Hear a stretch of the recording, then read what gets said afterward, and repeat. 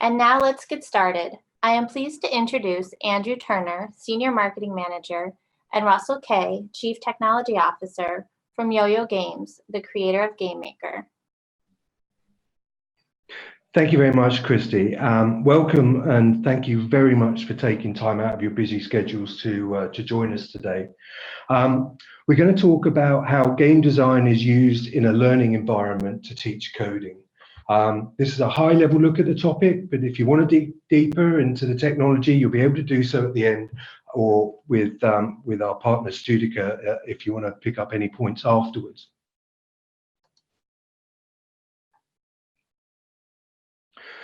So this is the agenda for today. We're going to look at how GameMaker is taught in schools, particularly at grades 7 to 12, although it's also used for teaching at university level as an art medium. We have some feedback from educators who use GameMaker. We'll look at how coding with game design is commonly taught, and there will be a brief description of the types of games that GameMaker can inspire. We're going to demo GameMaker. We'll review the resources that are available to educators, and we're going to look at the licensing and touch on our approach to privacy, as it's becoming increasingly important. And as a thank you for making it all the way to the end, we're going to show you how to get your free license, and of course there'll be the obligatory Q&A. At the start of the year, I sent out a questionnaire to our educators who use GameMaker, and I received 150 responses.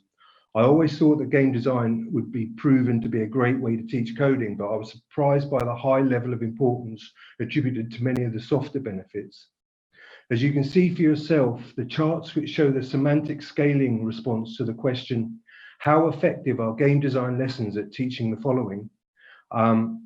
So ranking them in order of those being somewhat effective or better, we have learning engagement at 94.6%, individual confidence of the child at 94%, ability to learn planning, the teacher-student bond, which I think is, I love this response. It's a chance to be the teacher that gets remembered. I think everyone has one.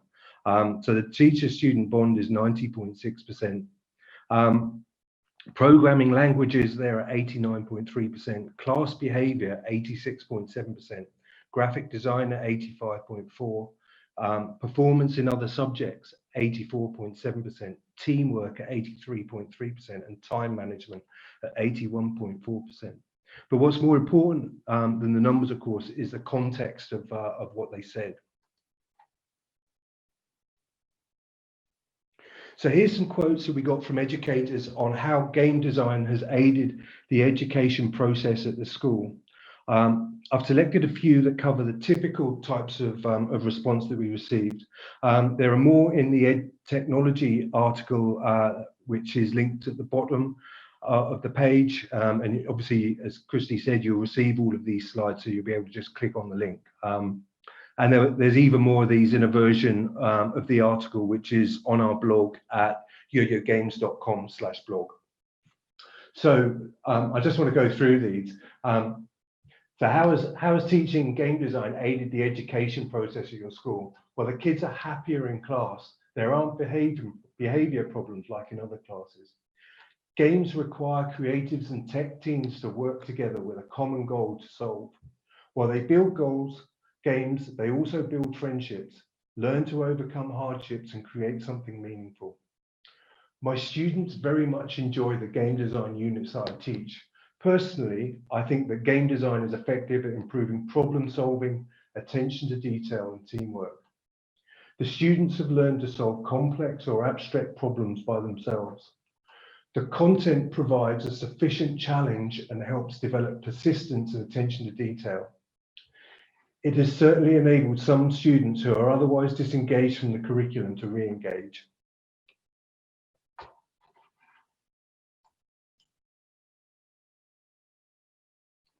And here's how educators most commonly approach the teaching of game design. The scale on the left-hand side is the number of responses. So you can see it's typical for multiple approaches to be taken, with the emphasis on making an actual game step by step and setting broad objectives for the students to interpret themselves.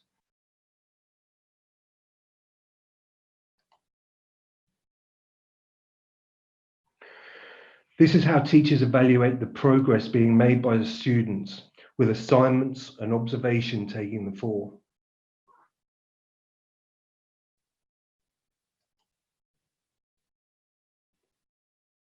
So what about the students? What do they get out of it and what do they enjoy the most? Here are more views from our educators when we ask them, what aspects of learning game design do students enjoy most?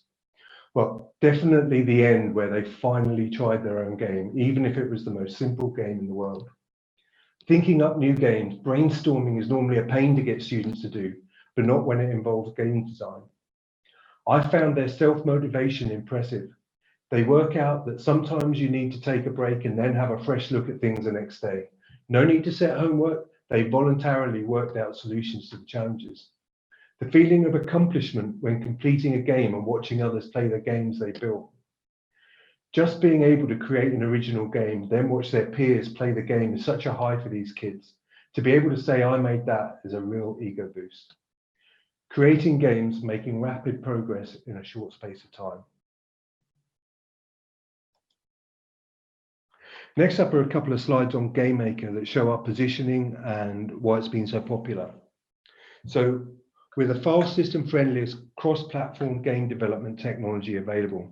The intuitive drag and drop feature, D&D, allows students to create a game quickly before having to learn how to code. Then you can easily take the next step into programming because you have the ability to view and edit the code behind the D&D actions. It allows developers to create games within a single code base and then publish them to run natively across multiple platforms, including Android, iOS, HTML5, PlayStation, Nintendo Switch, Xbox One, Windows Desktop, OS X Mac, Ubuntu Linux, Windows UWP. So students can share their games on their phones and on the internet.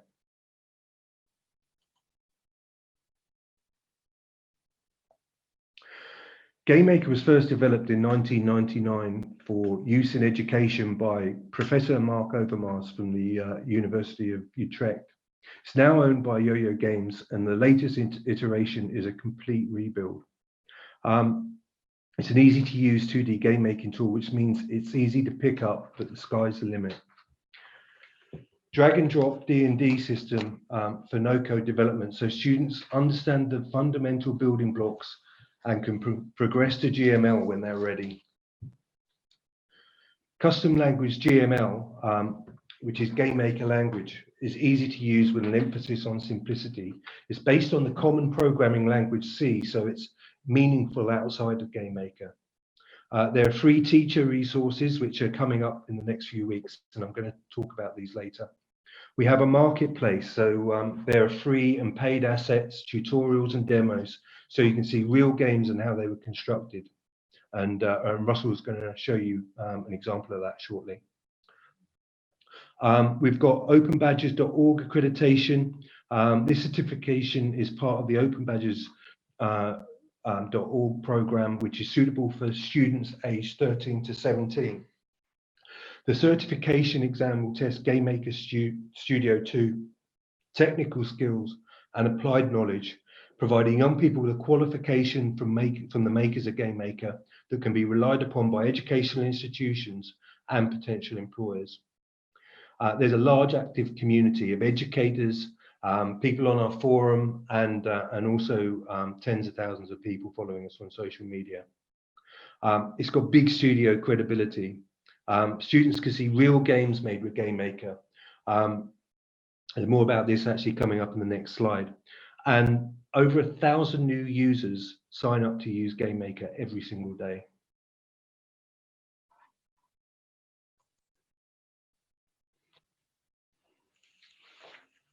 So I mentioned GameMaker has commercial studio credibility, which means it's not just a toy or a light version of a game engine tool. It has a very high skill ceiling and is used by game development studios. And I think that's really important for students to be able to see that, they're making games with the same tool that the professionals are using. So here's some of our games that have been highly successful. But if you check out our showcase and our Twitter feed, you'll see hundreds of these games. Top left is a game called Wander Song. It's a musical adventure where you use singing to save the world. It's made by Greg Lobanoff, who's one of Forbes's 30 under 30 for games in 2019. Top row center is Minute. It's an adventure played 60 seconds at a time, multi-award winning and one of the games of 2018. It was put forward and nominated and as a finalist for many of the awards across all platforms. Top right is Undertale, which is currently one of the top sellers on the Nintendo Switch. It's a rich character-driven story. Bottom left is Forager, which is one of the top games on Steam this summer, where you explore, build your base out of nothing. Then Levelhead, which gives you the tools to build your own platform game on your PC or phone. Bottom left is Russian Subway Dogs, which is a beautiful, fast-paced arcade game inspired by the real-life stray dogs of the Moscow Metro. And this really shows how GameMaker can support advanced design.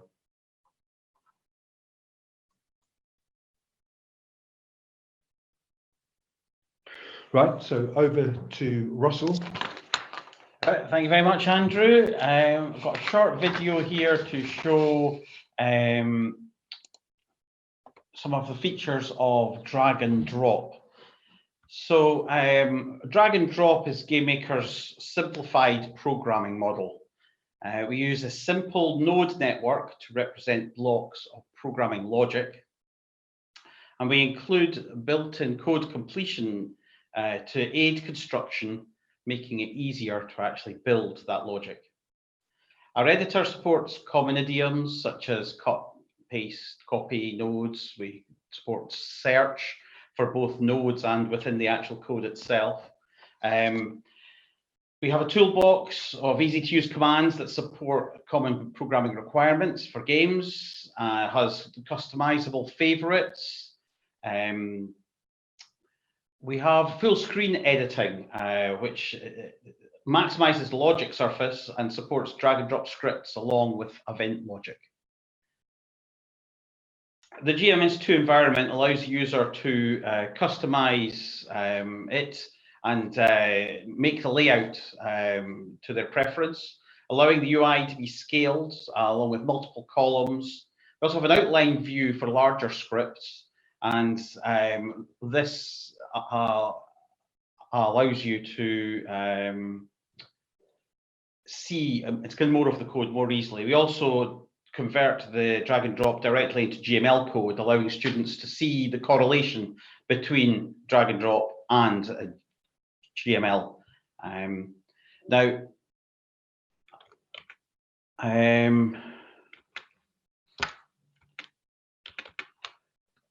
just going to show you a little bit on anatomy of a GameMaker game itself. So when GameMaker starts, this is the screen that you'll see.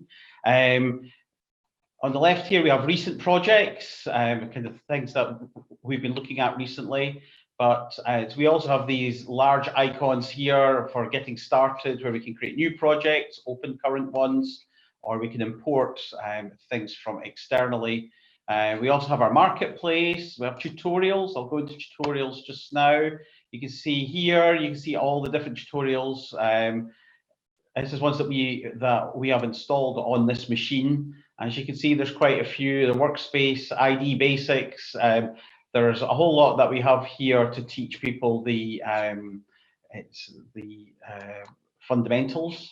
I'm going to show you a full project. So a tutorial is a step-by-step example where we work through with you how to actually go about doing things within GameMaker.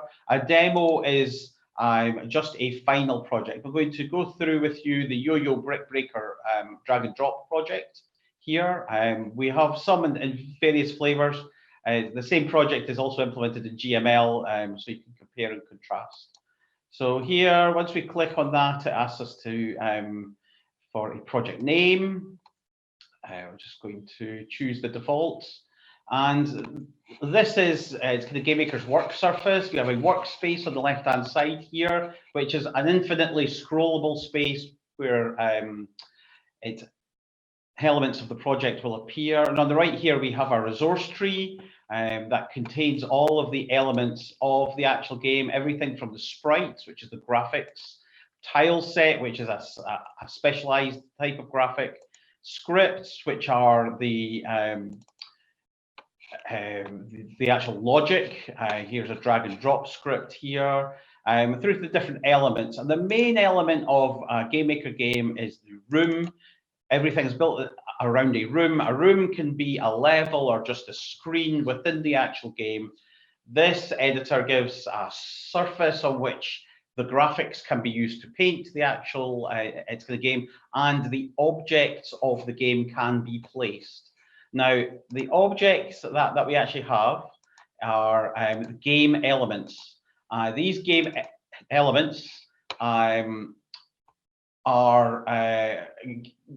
give the game form, give the game life, and it does that through events. We have a whole host of events which can be added to objects, everything from object lifetime, through step events that run every frame, alarm events that give software timers that allow its objects to interact across time. We also have the ability to override how rendering happens on a particular object. Also, we have input from mice, keyboards, and touch devices. We can do collisions. We can do some miscellaneous events here, and then some asynchronous events that allow us to do networking, interact with users and other machines and other subsystems, so that a comprehensive game can be created. So just looking at the different events that we actually have, this is a drag and drop project. So you can see the drag and drop surface that we can interact with and add things to, modify. We can see a step event that happens every single frame. In this particular case, it's quite a bit more complicated. Here we can see the use of the outline can be useful to actually quickly move to that surface. We can also take this, make it go full screen, so you can actually see a larger surface area for that particular project. And the full system is quite customizable. And while GameMaker itself is not object-oriented, sorry, the GameMaker language itself is not object-oriented, the GameMaker system is object-oriented, so that simple single inheritance can be done through GameMaker objects themselves, and the events are inherited through that. So these principles can be introduced, but they are not front and center as being part of it's kind of the GameMaker language. So it simplifies it a lot. We have a built-in sprite editor, which allows it's kind of sprites to be animated. This uses layers and things, but that's all integrated, but you can use external applications, PaintShop, Pro, Photoshop, Paint.net, anything like that, to create animations which can be brought in. It doesn't have to be animated, it can just be single frames, and the student can use that.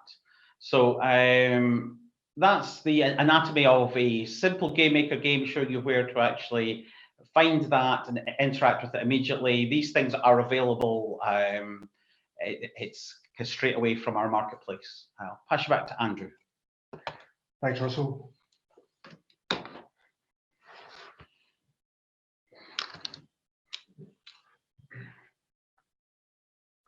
Okay, so just moving on.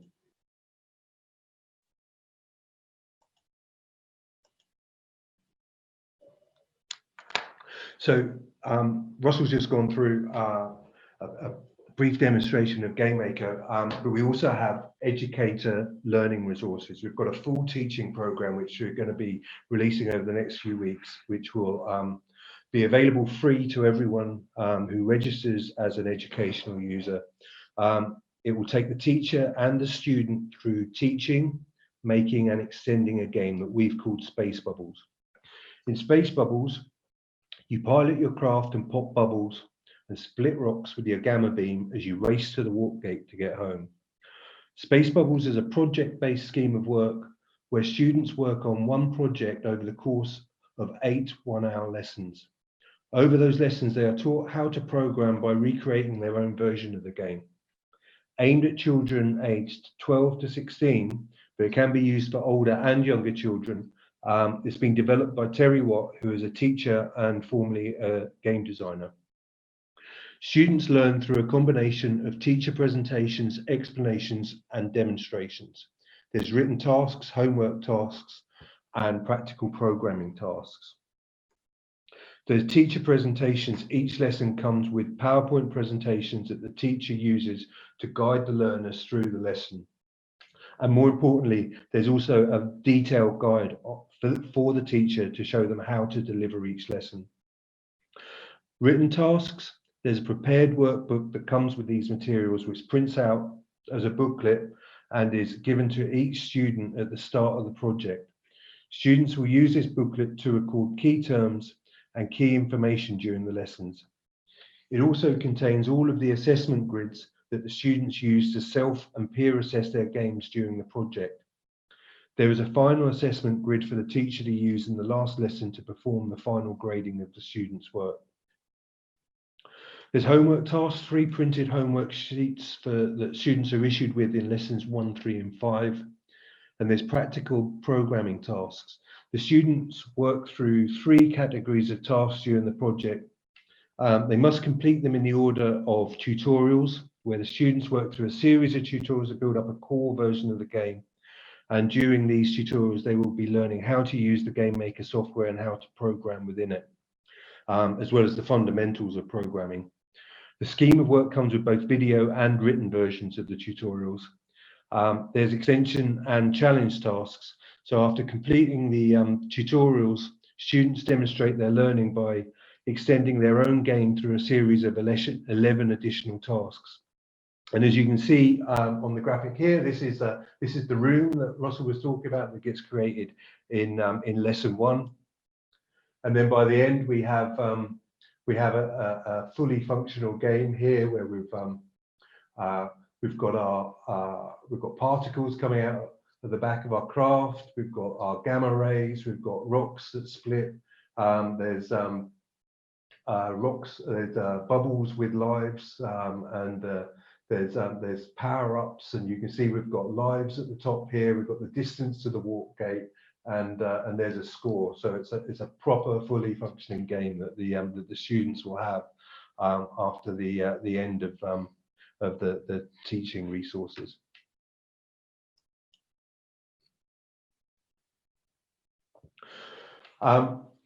As Russell indicated, there are other educator resources that are available. There's links on this slide which you'll be able to click on to go through. I won't go through those just now, but just to quickly run through them.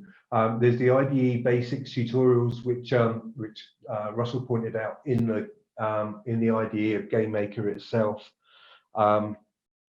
There's the My First Game GML and D&D video tutorials, and this is a 45-minute step-by-step video tutorial to make an asteroid-style game. Breakthrough, which Russell showed, where we have step-by-step video tutorials. Again, both of these are in drag and drop in D&D and GML rather.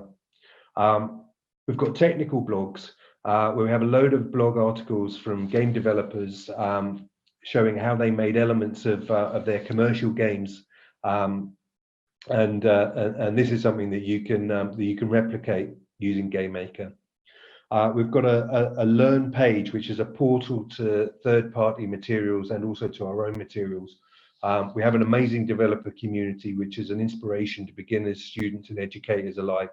They build tutorials and game resources on the marketplace, and they're really keen to help each other out. We have support services, so there's the Yo-Yo Game Support Desk. We have local first line support, which is operated through Studica.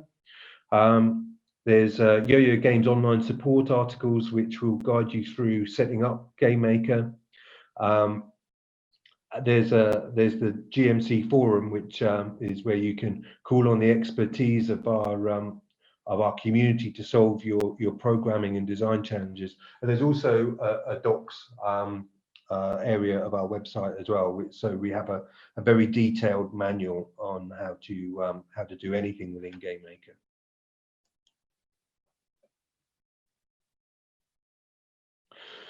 So looking at the licensing options, we've got two types of license available, and these can be purchased through Studica.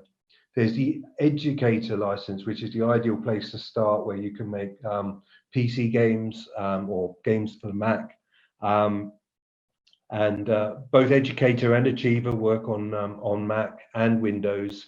And the Achiever license is a more advanced license where you can make games that go on desktop, but also on mobile. So by mobile, we mean on an Apple device or on an Android device or Amazon Fire.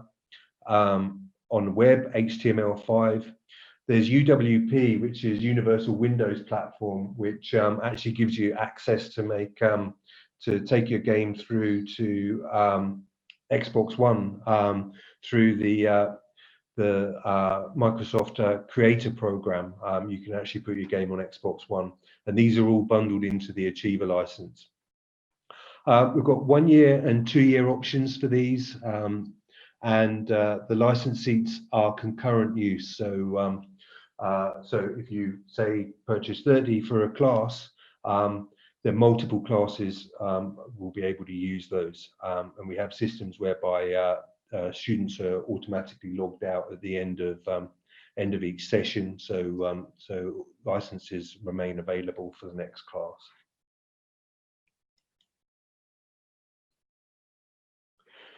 Next up is privacy in education. The way that GameMaker works, the teacher acts as a seat manager. So they're setting up the seats of the users, and those seats are entirely anonymous. So the seats include usernames and passwords which are randomly generated. So there's no personal information collected at any stage from the student. There's more details on our privacy policy, where there's a special section relating to our education privacy policy, and that's on our website, where there's a link just here.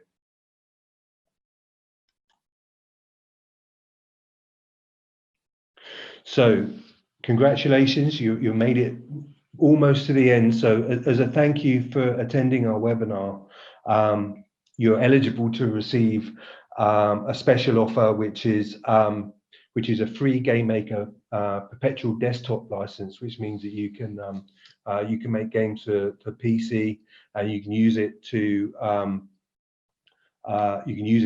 evaluate GameMaker and test it out in your school. You need to create a Yo-Yo Games account, which is on yoyogames.com. You'll be asked if you're an educator, and if you select this, you'll receive education-related emails that will show you where all the resources are for GameMaker. There's also an educator newsletter that you may wish to sign up for, which will keep you up to date on education-specific information.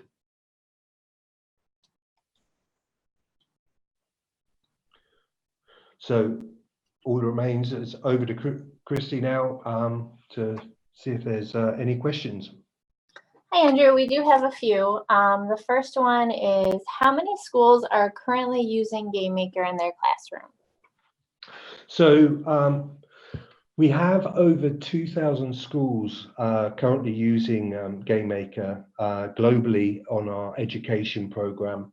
And this is actually from a standing start 2 years ago. We didn't previously have an education program before we launched GameMaker Studio 2.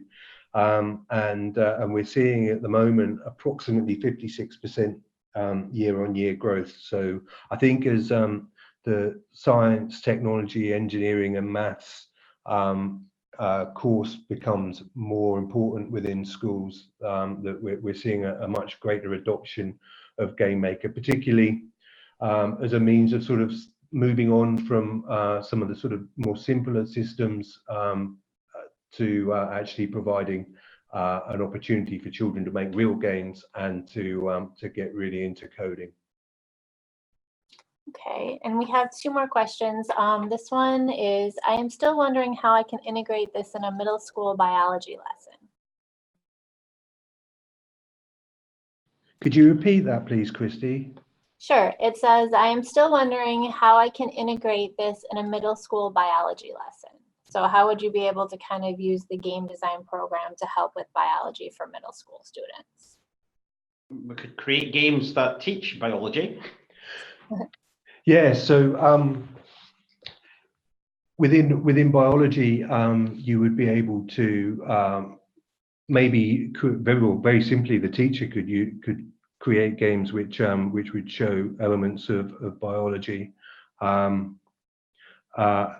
I don't know whether coding might be an area within science and biology, but one of the things which actually has come through in the results that I showed earlier was how the use of GameMaker to teach kids has actually boosted their interest in a lot of science areas. So what you find is that children then start to take a more inquisitive approach, and they're better able to understand logic as a consequence of being taught GameMaker, maybe in maths or in computer science. They're able to bring that enthusiasm for logic and interrogation into other science areas. Okay, thank you. The other one is, I know we talked about resources, but if a teacher is looking to start a GameMaker program at their school and there hasn't been one before, what kind of resources are available just to get them started? Okay, so to get started, to begin with, there's the IDE basics, which are within GameMaker, which will show them around and how to use GameMaker. For the teacher to use, it would be great for them to explore them making their own game tutorials. There's also a lot of technical support documents, which were links to in this presentation, which they can use to help them to set up GameMaker within their school more technically. But the thing that's going to be of most use to them is these teaching materials, which we're going to be releasing very shortly. And this will give it's a fully brief document that will provide the teacher with everything that they need to actually teach children how to program and how to make games using GameMaker. It takes the children step by step to make the game that I showed you, and it also takes the teacher step by step on how to teach it. So including all the evaluations that they need to do on the students at the end as well. So I think this is going to be invaluable for teachers. Okay, and that looks like the end of the questions that we have. Actually, there's just something else I'd like to add to that, if I may, Christy. Teachers may find at any point that they're maybe trying to do something in making a game. There's some really great online resources. So there's tons of information on YouTube. There's a Discord, which is a community-run group. There's our own forum where we have thousands of people there helping with coding questions, coding-related questions. There's a Reddit area, and there's Udemy courses that would help people to learn GameMaker, all for about, I think the Udemy courses are currently under £20. So there's a lot of really great value resources out there. And as Russell was showing on the demo, that you can actually download free games within GameMaker, demo games, and explore how they were made. So you can try and replicate the things that you see. Perfect.